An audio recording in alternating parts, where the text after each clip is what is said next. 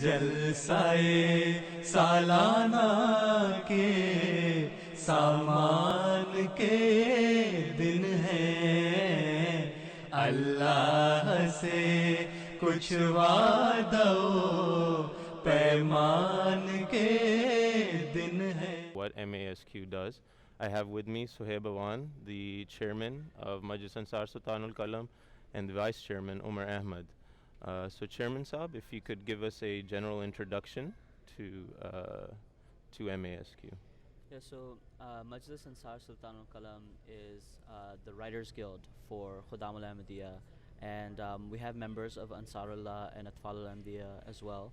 But what the Writers Guild does is it writes in newspapers, law journal articles, books, etc., in defense of Islam and also in propagation of the true ideals and the teachings of Islam. And that's our jihad, the jihad of the pen. So this organization was started by Hazrat Muslim Maud, and this was to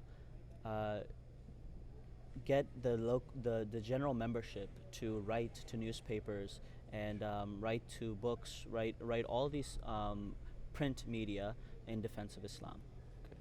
How has MASQ progressed since its introduction by Hazrat Muslim Maud, and specifically if you could tell us about how MASQ has progressed in the United States? Mm-hmm. So, as the media changed, as the sources where we actually wrote to changed. Sure. People used to write to dignitaries. People would write to newspapers back then too, but books have become more available. Websites have become more accessible. So the conversation has shifted in terms of that, but the same allegations are there from the critics. The same need for defending Hazur Sallallahu Alaihi Wasallam's honor is there. So in terms of that, it's been the same. As far as in the United States, we've taken on new tasks of writing in response to the critics that write books against us, and that's been a new field that we've been getting into. I see. In the United States, in particular, since its introduction, what kind of progress has MASQ made? Can you tell us a little bit about that? Yeah, for several years. I mean, in the first years, all we had was 4, 5, maybe 6 articles published a year. Mm-hmm. This last year, we were able to get over 300 publications, alhamdulillah. And now, this year, we're on track to get even more than that, inshallah. Sure. So there's been huge leaps for us in that regard.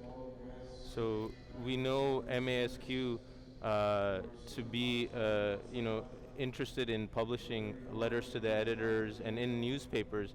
Have you expanded beyond that as a scope for MASQ? Yeah, so there's been law journal articles, for example, from our lawyers. There's also been books from our authors.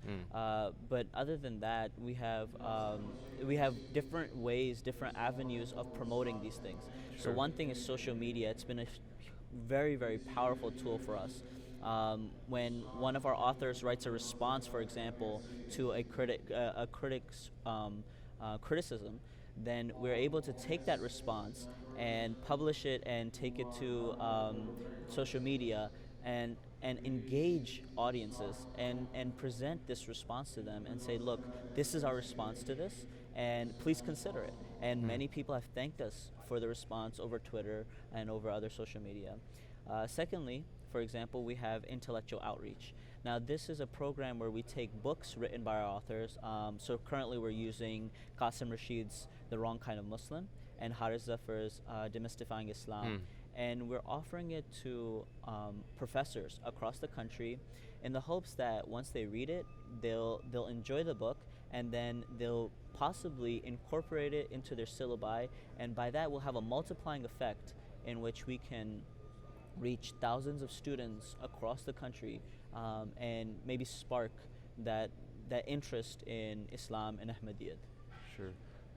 So I noticed that MASQ does have its hands in quite a few things.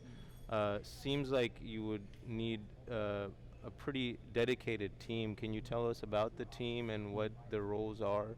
Yeah, so I have my vice chairman here with me, and I think it would be appropriate if he would take Sure. that. So one of my primary responsibilities as the vice chairman of MASQ is mobilizing our regional representatives. We have a few regions across the U.S., and that helps us divide up the work, kind of recruit on a local level, regional level, and really build up the writers that way. So I talk to the regional representatives. They are they're in the region. They are familiar with the folks there. They can recruit them locally as well, encourage them to write. They have kind of a personal relationship with them, whereas I might not have a personal relationship with someone on the opposite coast, right? So they can encourage them to write, and that increases the number of submissions and participation in publications. Sure. And I'm sure you have team members dedicated to other areas as well. So if I was to come to you as someone that was mildly interested in writing, and saw it as a very daunting task, how do you encourage your writers to get into the letter to the editors and op-ed field? So the first step for any khadim or nasir that wants to write would be to understand that letters to the editor are meant for the general public.